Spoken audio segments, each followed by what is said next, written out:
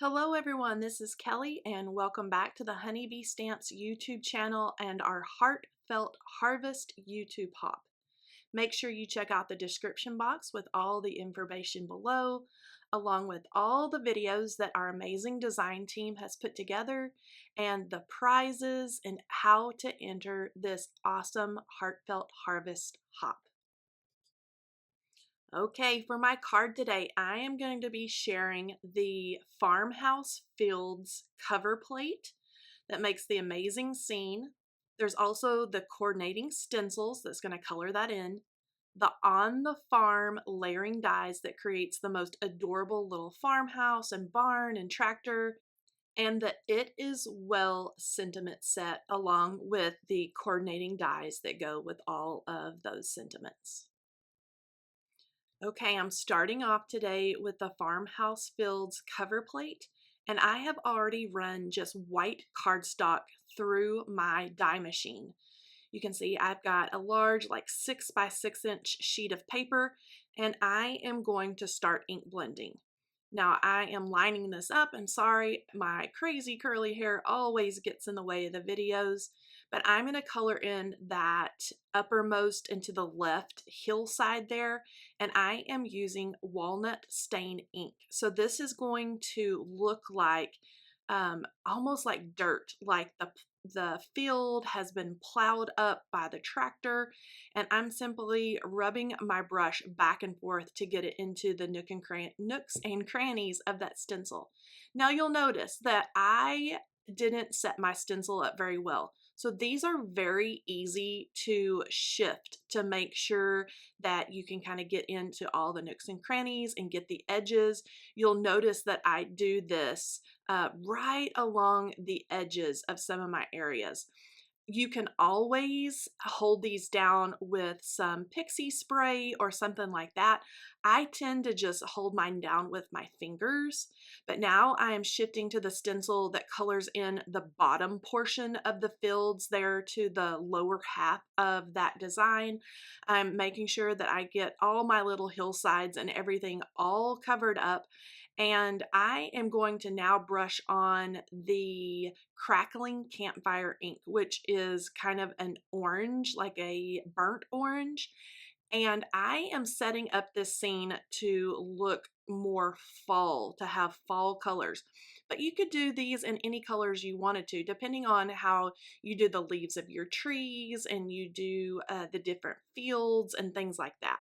The next thing that I'm going to shade in with the stencil is the furthest back tree line that's back behind our farmhouse fields. So I'm just going to line that up, and I am grabbing my rustic wilderness brush.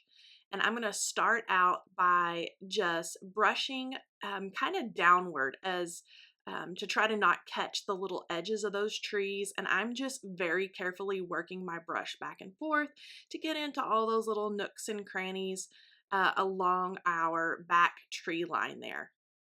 So as I work my brush down, I can kind of fade that out as it gets nearer to the other hillsides and the little crops that we have stenciled there. And I like to just add the amount of pressure I need. So where I want the areas darker, I will add a lot more pressure. Where I want it lighter, I just loosen up on the brush. Okay, the next thing that I am going to stencil in is our tree branch. You can see I'm really getting my head over the top, or the tree trunk, I should say. Really getting my head over the top so I can get everything lined up for my little tree. Now I'm being really careful here to hold that stencil down and then get into the little nooks and crannies of that stencil. Now you notice that the stencil moved. So I'm going to be really careful here, make sure my fingers are holding it down, and work the bristles really nice and kind of evenly, and not adding just a ton of pressure on that stencil to get down into the tree trunk there and get it all colored in. And you'll see that I can just kind of move my brush up and down the stencil, and then that's all ready to go. The next thing I'm going to color in is the field that is back behind the tree trunk, and I am going to do that color in a yellow. So that could be a wheat field or a cornfield or whatever. So I'm going to brush that on very easily. And I love how when you start adding ink, all those little embossed details start to pop out of the design. I can make some areas, depending on the pressure of my bristles, darker than the others. And then you'll see here, you'll notice that I shifted my stencil. If there's any little areas that when you pick your stencil up and you notice, oh, well, I didn't cover that area well, or I didn't get good coverage on the ink, that's what makes these really nice clear stencils so nice, is you can kind of shift it over a little bit and make sure that you hit all those little nooks and crannies, that maybe that you misplaced the stencil or you needed to add in some more color. I love to do that. I love to pick up the stencil to see what it's looking like, to see if I like where I have darker color or lighter color, add more pressure, because we can always kind of go back in and add more ink. So you can see that I'm really looking now to make sure that I've got everything covered the way that I want it to have it covered. Okay, the next stencil is really important. So this is the one that's going to color in the leaves on the tree. Now you'll notice that some of the branches are not attached to the other side of the stencil. They're not connected together. So you're going to want to be really careful when you stencil that you go in the direction of the branch. So not to bend the stencil or to pull it apart or to break it. So you can notice I'm taking my brush and I'm going in the direction of those loose branches. Okay, so I'm going to, and down here where it's all connected, no big deal. You can circle it back and forth. That's just one way to make sure, one, that everything stays covered up, that we don't tear or damage our stencil. But this is what I like to do. I like to take my brush in the direction that those branches are running, and that's going to help you out a lot when you're ink blending. Okay, so now I've got in there and all the little nooks and crannies kind of covered. And so I've just taken the brush, I'm showing you again, right down the edges of those branches. Now that was part of the design that we wanted to leave in there, so we have all of those great details, but I just wanted to show you a close-up of that's really going to help you out if you'll take the bristles of your brush and just run them right down the same direction as your branch. Now you can see here, I'm filling in that white die cut edge there with green. So I went around my tree that way, and I went around the top of the tree line that way that I am covering up that white paper, where we die cut it. And see, I can take my little scrap piece of paper here and run my green brush right over the top of that piece.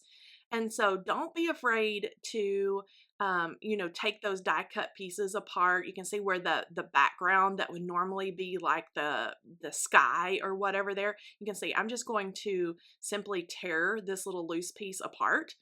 And then I can go around all the little edges and get what might be left as a white edge when we die cut. I can just color all that in. And now I'm ready to stick this down onto my little grip mat. And I love to add details into the embossed areas with colored pencil. So I'm taking a really dark burnt orange into the little crackling campfire field that is in the bottom.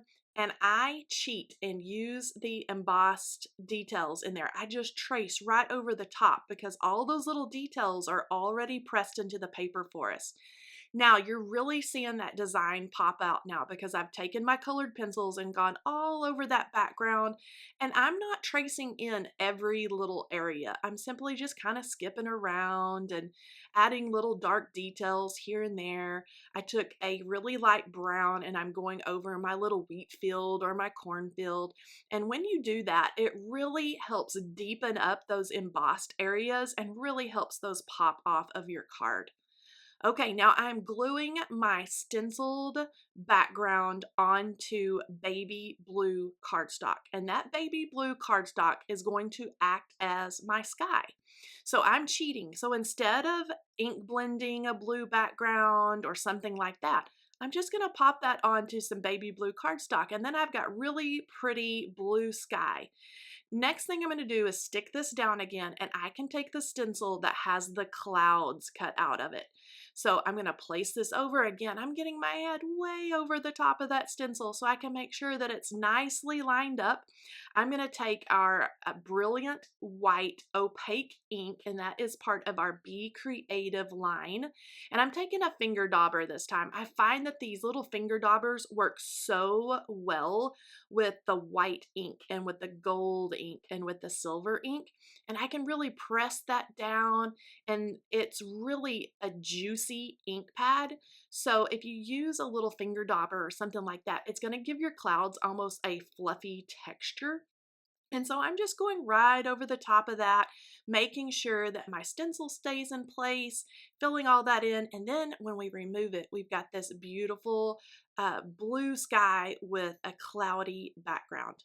Okay, now I have cut all of the On the Farm dies out of white paper, and I am going to ink blend each and every one of these. Now, I won't bore you with all the ink blending, but I, of course, had to color my little tractor in with the Rustic Wilderness Green because I think it's so adorable and it looks like a little John Deere tractor.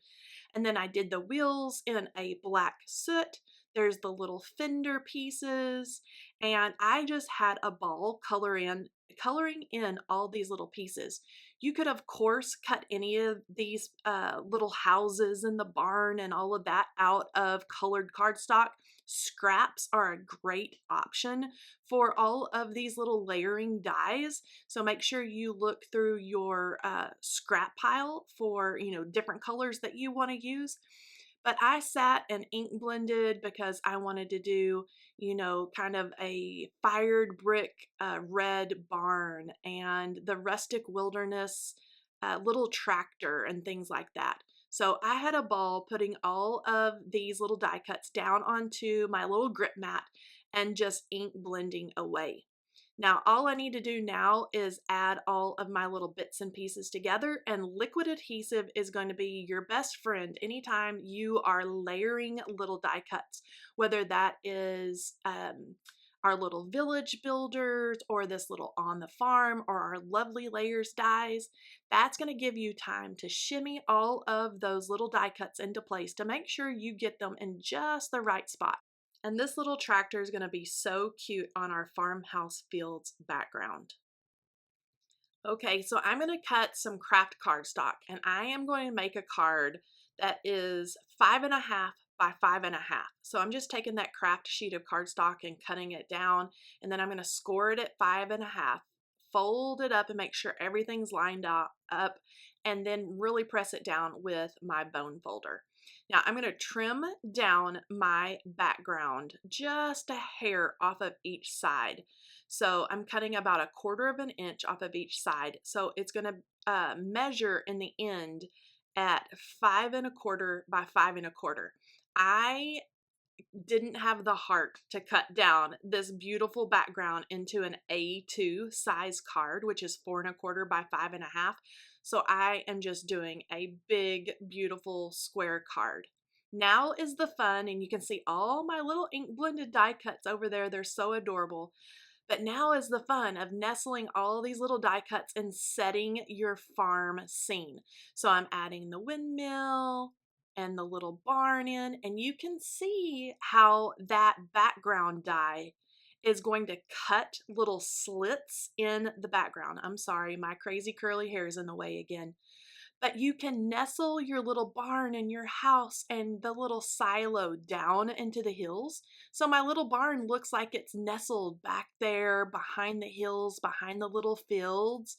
And I'm going to add in the little pipe or the little tube that goes down the side of the silo. And then I can add in my cute little white farmhouse with black accents. And I even put yellow behind the windows so it looks like maybe the lamps or the lights are on. I'm going to add the little coordinating trees, and again, everything with liquid adhesive. I'm going to tuck those little trees right in behind the corner of the house and get those all nestled in there. I'm going to take the other tree and nestle it in on the other side. But you can see how nice the liquid adhesive is when dealing with little die cuts and doing little scenes, because you're going to notice that I can kind of peel the side of the house back, nestle it in, and then use my fingers or my tweezers to get the little tree and the little parts just exactly where I want them before that liquid adhesive has time to dry. Now I've cut 3 of the little fence pieces, and I'm going to stretch those right down the hillside going towards that little tractor over there. And so I'm just dotting on some liquid adhesive and joining up the posts of the fence, and then just following that hillside all the way down. And I like to hold my fingers or my tweezers over each little piece to kind of make sure that that glue has time to set up just a little bit, so I don't lose any pieces and nothing moves out of the way. Okay, so now I've got my little farm fence and it's so adorable. And I'm going to pop up the little tractor with a little piece of one of our foam dots, and I can put that into place and just kind of drop it into place. It's so cute, and it adds a little dimensional element there to the front of the card. And I'm going to use the other half of that little foam dot for my big pile of hay. I just need to decide where I'm going to put my big pile of hay, and I'm going to drop it right about there and stick that down. And that's another little fun dimensional piece. And this is so cute. I'm loving how all of this is coming together. Next, I'm going to hold up the It Is Well stamp set and kind of look around here to see where I want to put my sentiment and what size sentiment will be really pretty on that. And then of course I decided to stamp the Country Roads Take Me Home, because I mean, who doesn't love that song? And it's going to be so adorable on this cute little card. So I put in a scrap of craft cardstock and I set that stamp into my MISTI. And I'm going to stamp this in the walnut stain ink. So the rich chocolate brown of the walnut stain is going to blend in and kind of coordinate perfectly with the background of my card with the craft cardstock and my little plowed fields and everything I have going on here. And then anytime I stamp with Distress Oxide ink, I make sure that I heat set that ink because it's really juicy and it's going to stay wet a little longer. Now that I've dried that, I can take the coordinating die and line that up and tape it down with some highlighter or Easy C tape. And then I'm going to run this through my bitty buzz cutter. I love this little bitty buzz cutter because it just fits right nicely on the side of my desk. I can place my little plates down and quickly run through my little sentiment, and then the sentiment is ready to pop out and go right onto the front of my card. Now, to add just a little bit of extra dimension there, I am going to add some narrow foam strips to the back of my sentiment, and then I'm going to nestle that sentiment down right over the top of my cute little farmhouse. Now that I have my sentiment all pressed into place, this card is all finished. This has been so much fun to build this little farmhouse fields scene. I'm in love with the little tractor and the little bale of hay and all the little details that are in this die set. Here's a close-up look at the finished card and all the fun details that are stenciled into the paper. Now don't forget to check out the description box for how to enter the Hop giveaway. And don't forget to hop along to all of our amazing design team videos. I'll talk to you next time. Thanks for joining me today. Bye-bye.